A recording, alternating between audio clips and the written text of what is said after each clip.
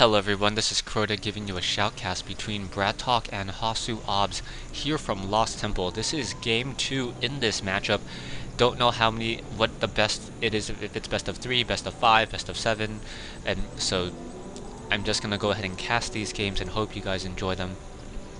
Currently we have HasuObs spawning as the red Protoss player over here at the 2 o'clock position. Meanwhile we have BratOk spawning as the yellow Terran over here at the 8 o'clock position. So this is going to be a cross spawn here on Lost Temple.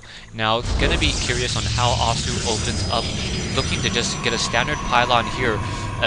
I think Hasu really likes to tighten up his base a little, may put the gateway down here and then try to hide some of the tech buildings over there.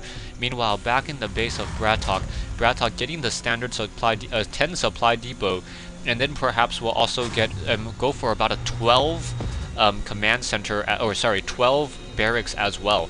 And that seems to be the standard opening for BratOk, more of a little bit economic build. Probe now out for HasuObs. HasuObs wandering around the map now, doing a little bit of scouting, trying to figure out what exactly BratOk is doing.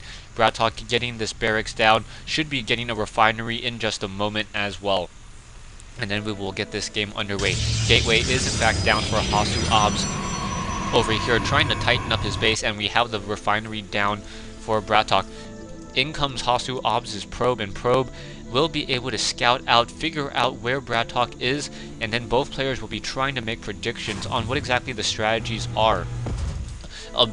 In comes this Probe. Probe I do not believe knows that there is a refinery down yet, so really needs to check out that refinery to figure out what the strategies are and what exactly BratOk is trying to do. Does not see that tech lab now. No, we have an orbital command now being upgraded, and we should also have a tech lab being placed down as well momentarily. Still does not see that refinery, so he may assume that this is going to be mass marines. Getting another supply depot down. Probe trying to come around that backside, may be able to come in and dish out some damage onto that single SCV. However, out comes a Marine. Marine doing a little bit of move and attack, wants to get into this position. However, HasuObs, aware that the Probe would have been vulnerable, takes the long way around in order to get back to his base. Nicely done. HasuObs also running off of a single assimilator as well. A single gateway, second gateway now being produced. Very, very tight base building for HasuObs. So standard build coming in from there. HasuObs now running away with that Probe. Probe down to 2 shields and 11 hit points, as this SCV still is running around the inside of this base.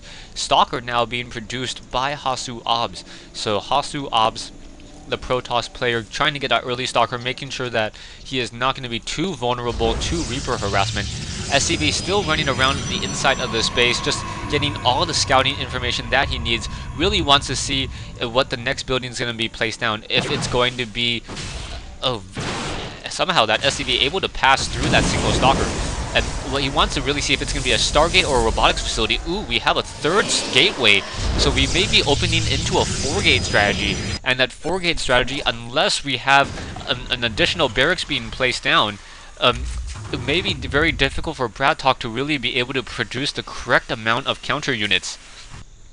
Knowing if HasuObs tries to go for a 4-pylon push, we'll be able to produce units much more quickly than BratOk, and BratOk may be forced to, or just may be really behind in terms of the unit and army count.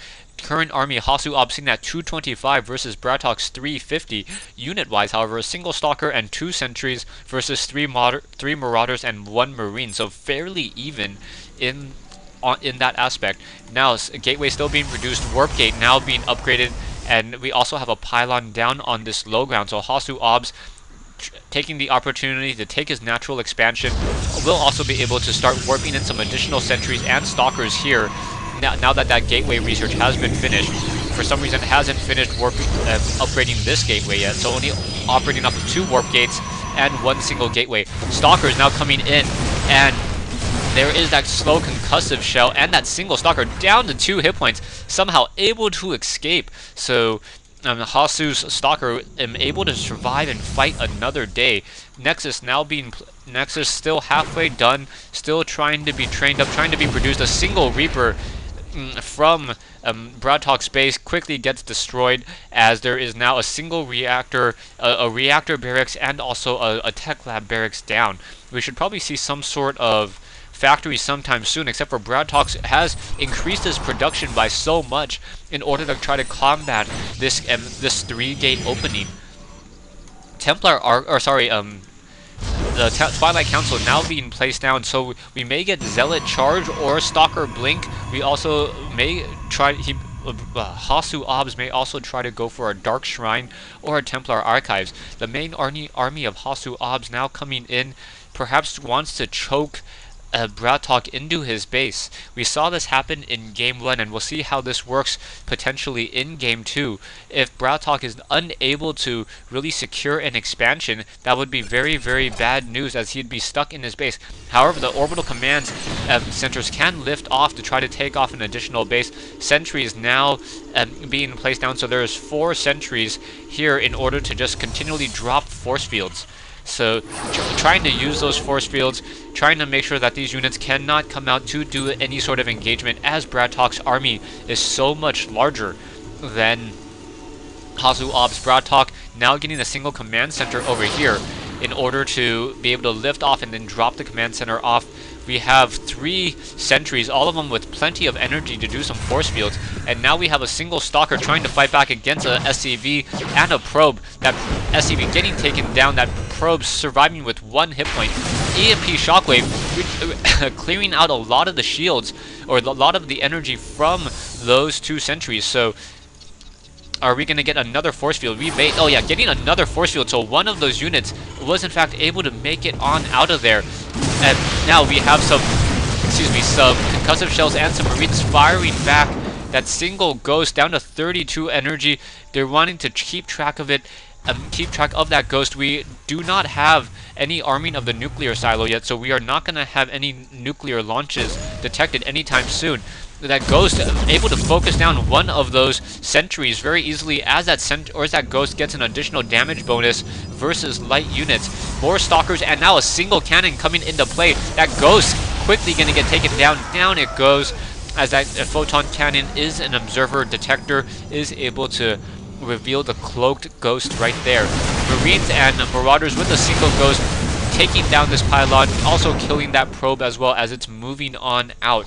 BratOk sitting on a very large army, and while HasuObs sitting on a stronger harvester count, so the economy for HasuObs is definitely stronger. Templar Archives now chrono boosting, trying to research that Psystorm. High Templar almost up to 75 energy, will be able to get a couple Psystorms off if lucky. We do in fact have more photon cannons being warped in, two pylons powering the rest of these buildings out here. We'll see how this is really going to work. A Psystorm being cast to really push back the rest of these units. A medevac trying to heal up more of those units, and that medevac may try to do a backdoor drop onto this high ground, and we'll see how this really works out. HasuObs does not have any way to view onto this high ground just yet. No hallucination being researched. A hallucination is one of those is a great ability in this particular instance, being able to view up onto that high ground. Marines and Marauders now just shooting down from that high ground. Cannons unable to fire back, and the High Templar is not even trying to do any Psystorms either. Also going to lose a single assimilator down here. That assimilator getting focused down, may lose a pylon as well. So now in comes a scanner. Ah, crud. Stay tuned for part 2 of this replay.